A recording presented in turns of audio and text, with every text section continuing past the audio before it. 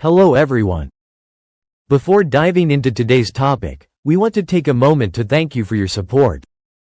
Every like, comment, and subscription truly makes a difference and helps this channel grow. If you enjoy our content and don't want to miss our next videos, subscribe to the channel and hit the bell to get all notifications. Where does space really begin? There's something deeply fascinating about looking up at the sky. It's one of those universal experiences that connects us all, lifting our eyes and getting lost in the clear blue of the day or the mysterious starry darkness of the night. But behind this simple action lies an ancient yet very modern question. Where does Earth end and space begin?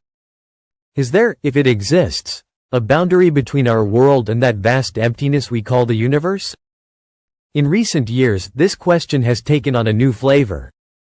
Space is no longer the exclusive realm of robotic probes and astronauts trained for years, but increasingly resembles a playground for billionaires. Private rockets taking off and landing vertically, suborbital flights lasting a few minutes, passengers in suits snapping selfies while floating weightlessly for a few seconds. All very spectacular, certainly. But also rather fleeting. These flights, in fact, sometimes last less than a metro ride. They go up, reach a certain altitude, and then fall back to Earth. So it makes one wonder, are they really in space? Or are they just enjoying a privileged view of the sunset from very, very high up? The truth is that, contrary to what one might think, there's no sign hanging in the sky that says, "Welcome to space." And yet a boundary, at least a conventional one, must exist. But where is it? How is it defined?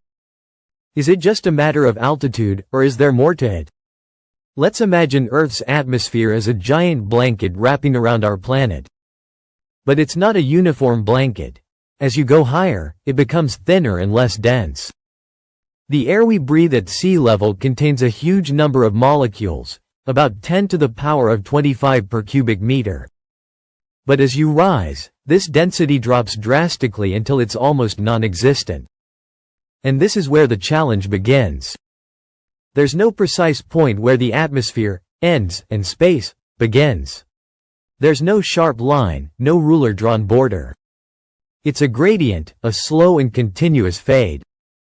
Air particles become increasingly sparse, mixing with charged particles from the solar wind, until we find ourselves in an environment so rarefied that it's as close as possible to the concept of vacuum. In reality, what we generally call space is far from homogeneous. There are various levels, different types of space. There's circumterrestrial space, just above the atmosphere, where satellites and the International Space Station orbit. There's cislunar space, stretching between Earth and the Moon. There's interplanetary space, dominated by the Sun, separating the planets of our solar system. There's interstellar space, where probes like the Voyagers travel between one star and another. And finally, the vastness of intergalactic space, the realm between galaxies, where the vacuum is nearly absolute. But even out there, far away, not everything is truly empty. There are atoms, molecules, even traces of organic compounds. They are simply extremely few. In certain regions of space within a cubic meter, you could count the particles on one hand. It's precisely this extreme rarefaction that allows light to travel billions of light years without significant obstacles, enabling us to observe the most distant galaxies. So if the physical boundary between Earth and space is blurry, how do we determine when we are truly in space? This is where an important concept comes in, the Kármán line. It's a conventional line set at 100 kilometers above sea level. It's not a real line, of course. There are no neon lights floating in the sky.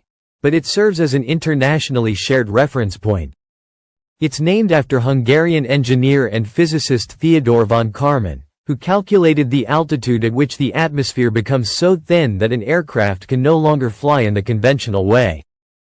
In other words, above 100 kilometers, aerodynamic lift, the force that keeps planes in flight, is no longer sufficient to support an aircraft. To keep going up, you need a different approach, an astronautical one. You need velocity, trajectory, and the thermal resistance of a space vehicle. But that's not all.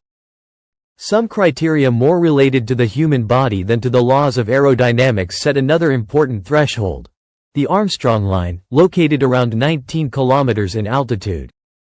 From that height onward, atmospheric pressure is so low that exposed body fluids, like tears or saliva, begin to boil spontaneously. Above this altitude, the human body cannot survive without a pressurized suit. So, if we want to establish a biological boundary for our survival, space begins much earlier than the famous 100 kilometers. This distinction has regained attention thanks to tourist flights organized by private companies like Blue Origin. Some of these flights cross the Kármán line but don't enter orbit. They're suborbital flights. It's a bit like throwing a rock very high. It reaches a certain altitude and then falls back down. In contrast, orbital flights, like those taking astronauts to the International Space Station, don't just exceed a certain altitude but also reach a horizontal velocity sufficient to fall continuously around Earth. That's what it means to be in orbit. Falling toward the planet but never reaching it, because you're traveling so fast, about 28,000 kilometers per hour, that Earth's surface keeps escaping beneath you. Orbits can vary. LEO, low Earth orbit, ranges from 180 to 2,000 kilometers and includes the ISS, at around 400 kilometers. MEO, medium Earth orbit, reaches about 36,000 kilometers.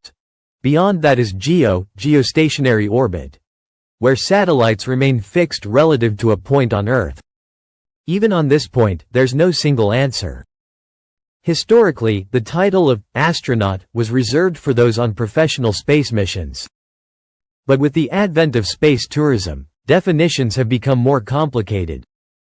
In the United States, for example, there are 3 entities that can officially grant the title: NASA, the military, and the Federal Aviation Administration, FAA.